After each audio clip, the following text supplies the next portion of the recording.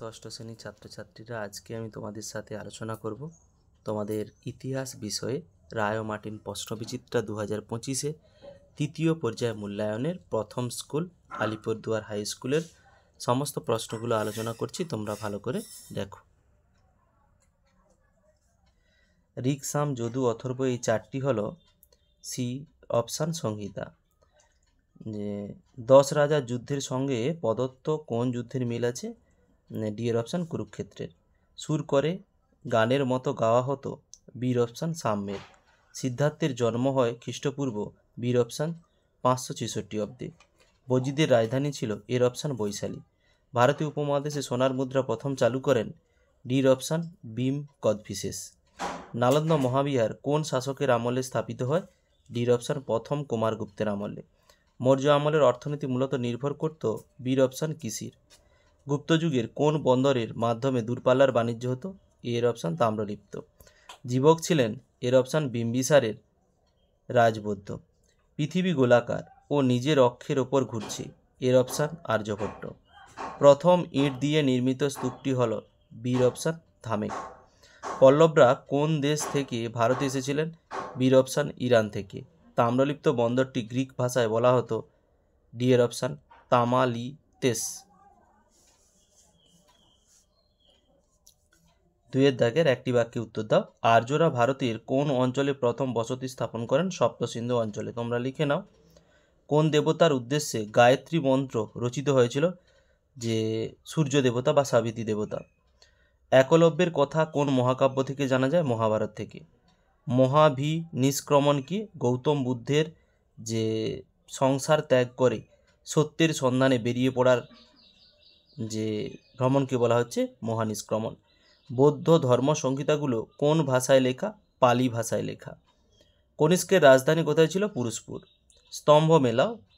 মহাবলীপুরম, রথের মতো মন্দির, গান্ধার শিল্পরীতি, কুষাণ যুগ, তৃতীয় বৌদ্ধ সঙ্গীত, পাটলিপুত্র, ভদ্রবাহু, দিগম্বর। ঠিক ভুল। মৌর্য আমলে কারিগরিক ও বণিকদের কাজের তদারকি করতেন রাজা। ঠিক। কুষাণ আমলে যে কেরলে গোলমরিচের ফলন ছিল বিখ্যাত। ঠিক। বেমানান শব্দ জ্যোতিষ করবে। তারপরেরটা হচ্ছে কনিষ্ক। 3 দাগের পূর্ণ মার্ক হচ্ছে 2। বৈদিক যুগে চিত্রিত ধূসর মাটির পাত্র বলতে কি বোঝো? রায় মাটির নতুন সহায়িকার 67 পৃষ্ঠায় 34 দাগের প্রশ্নটা তোমরা দেখাচ্ছি তোমাদের। দেখো তোমরা এই যে এইখান থেকে লিখবে পরের পৃষ্ঠার এই যে এই অবধি তোমাদের লিখতে হবে। অথবা প্রশ্ন, বৃহদত্ত বলতে কি বোঝায়? তোমরা লিখে নাও। ঋগ্বৈদিক যুগে রাজা ও বিশেষ সদস্য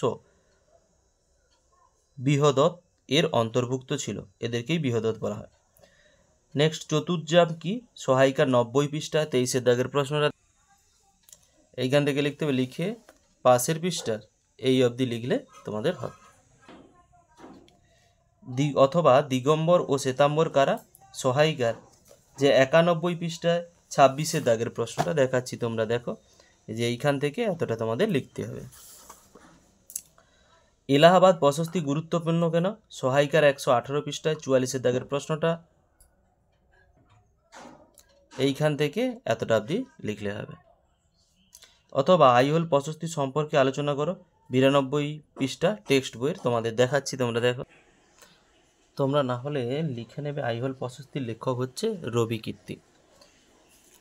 পরের প্রশ্ন, দ্বিতীয় নগরায়ণ কবে কোথায় হয়েছিল? সহায়িকার 137 পৃষ্ঠা 6 দাগের প্রশ্নটা এইখান থেকে এতটা অবধি তোমাদের লিখতে হবে। গুপ্ত রাজাদের চালু করা সোনার মুদ্রা কি বলা হয়? দিনার বলা হয়। বিশাখ দত্তের লেখা 2টি নাটকের নাম লেখো। সহায়িকার 165 পৃষ্ঠা 33 দাগের প্রশ্নটা এই যে 33 দাগের বিশাখ দত্তের মুদ্রা রাক্ষস, দেবী চন্দ্রগুপ্তম। অথবা প্রশ্ন, ব্রহ্মগুপ্ত কে ছিলেন? তার লেখা বিখ্যাত গ্রন্থের নাম কি? ব্রহ্মগুপ্ত ছিলেন, লিখে নাও তোমরা, বিখ্যাত গণিতবিদ ও জ্যোতিষবিদ। তার লেখা বিখ্যাত গ্রন্থের নাম ব্রহ্ম সিদ্ধান্ত। মিনান্দার কে ছিলেন? তার রাজধানী কোথায় ছিল? সহায়িকার 179 পৃষ্ঠার 1 প্রশ্নটা 11 প্রশ্নটা এই যে দেখাচ্ছি, দেখো। এইখান থেকে এটা লিখবে, তারপরে এটা থেকে এটা অবধি লিখতে, পুরোপুরি এখান থেকে এতটা।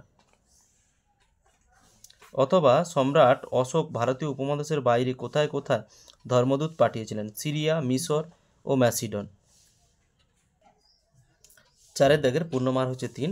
পরবর্তী বৈদিক যুগে শিক্ষার সঙ্গে উপনয়নের কি সম্পর্ক ছিল? টেক্সট বইয়ে 57 পৃষ্ঠায় দেখাচ্ছি, দেখো এই যে এইখান থেকে তোমরা এতটা অবধি লিখবে।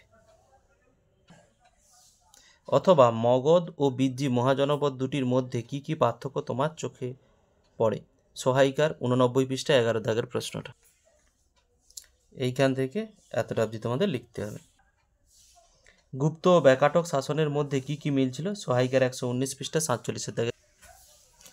এইখান থেকে এতটা অবধি তোমাদের লিখতে হবে। অথবা প্রশ্ন, দক্ষিণ ভারতের সাতবাহন শাসন সম্পর্কে কি জানো লেখো? সহায়িকার 110 পৃষ্ঠা 10 দাগের প্রশ্নটা। এই যে এইখান থেকে এতটা তোমাদের লিখতে হবে। কুষাণ আমলের অর্থনীতির নতুন কি কি দিক দেখা গিয়েছিল? সহায়িকার 139 পৃষ্ঠা 19 দাগের প্রশ্নটা। এইখান থেকে লিখতে হবে পরের পৃষ্ঠার এই এতটা অবধি তোমাদের লিখতে হবে। গুপ্ত যুগের সমাজ ব্যবস্থা কেমন ছিল? সহায়িকার 141 পৃষ্ঠা 30 দাগের প্রশ্নটা তোমাদের দেখাচ্ছি, দেখো এই যে এখান থেকে এতটা অবধি তোমাদের লিখতে হবে। স্তূপ চৈত্য বিহার সম্পর্কে কি জানো লেখো? সহায়িকার 163 পৃষ্ঠা 48 দাগের প্রশ্নটা। স্তূপ চৈত্য বিহার সম্পর্কে কি জানো লেখো? সহায়িকার 163 পৃষ্ঠায় 43 দাগের প্রশ্নটা দেখাচ্ছি, দেখো এই যে এইখান থেকে এতটা অবধি তোমাদের লিখতে হবে। অথবা টিকা লেখো গুপ্ত আমলের শিল্পচর্চা। সহায়িকার 163 পৃষ্ঠায় 46 প্রশ্নটা। এইখান থেকে এতটা অবধি তোমাদের লিখতে হবে। টিকা লেখো তাম্রলিপ্ত। সহায়িকার 181 পৃষ্ঠায় 20 দাগের প্রশ্নটা। এই যে এইখান থেকে এতটা অবধি তোমাদের লিখতে হবে। অথবা টিকা লেখো গান্ধার শিল্প। 163 পৃষ্ঠায় 42 দাগের প্রশ্নটা তোমাদের দেখাচ্ছি, দেখো এই যে এখান থেকে এতটা অবধি তোমাদের লিখতে হবে। 5 দাগের পূর্ণমান হচ্ছে 5। হর্ষবর্ধন কিভাবে কনৌজ ও থানেশ্বরে শাসনভার গ্রহণ করেন? তার শাসক হিসাবে তার কৃতিত্ব আলোচনা করো।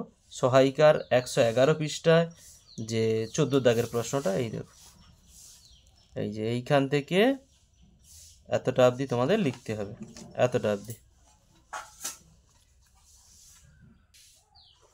অথবা প্রশ্ন, কুষাণ ও সাতবাহন শাসন পদ্ধতি সম্পর্কে আলোচনা করো। সহায়িকার 110 পৃষ্ঠার 10 দাগের প্রশ্নটা। এইখান থেকে এতটা অবধি তোমাদের লিখতে হবে। মৌর্য আমলে নারী পুরুষদের পোশাক কীরকম ছিল? সহায়িকার 138 পৃষ্ঠা 2 দাগের প্রশ্নটা। মৌর্য আমলে নারী এবং পুরুষদের পোশাক কীরকম ছিল?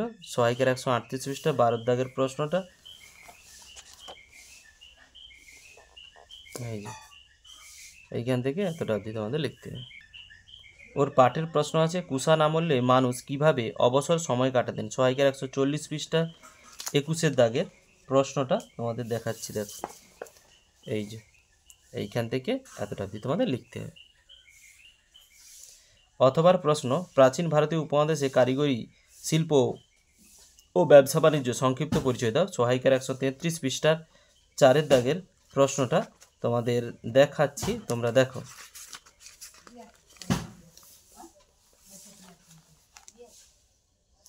এইখান থেকে লিখতে হবে, লিখে এতটা অবধি তোমাদের লিখতে হবে। প্রাচীন ভারতীয় উপমহাদেশের চিকিৎসা, জ্যোতিষবিজ্ঞান ও গণিত চর্চার অগ্রগতি সম্পর্কে লেখো। যে সহায়িকার 159 পৃষ্ঠার 13 এবং 160 পৃষ্ঠার 20 প্রশ্নটা দেখাচ্ছি, দেখো এখান থেকে এতটা অবধি তোমাদের লিখতে হবে। এর পরেরটাই চিকিৎসা, এখান থেকে এতটা অবধি তোমাদের লিখে দিলে হবে। অথবা মৌর্য আমলে শিল্পচর্চা সম্পর্কে লেখো। যে 123 পৃষ্ঠা টেক্সট বইয়ে তোমাদের দেখাচ্ছি, দেখো এইখান থেকে লিখতে হবে, এতটা অবধি তোমাদের লিখলে হবে। এর পরে আরও রয়েছে এদিকটাতে, এতটা অবধি লেখা যায়। কুষাণ যুগে শক ও কুষাণ যুগের বিখ্যাত দুটি শিল্পরীতির নাম গান্ধার ও মথুরা শিল্পরীতি। ভিডিওটি শেষ অবধি দেখার জন্য অতীতের ইতিহাস চ্যানেলের পক্ষ থেকে সবাইকে অসংখ্য ধন্যবাদ। ফিরে আসছি পরের ব্লগ নিয়ে।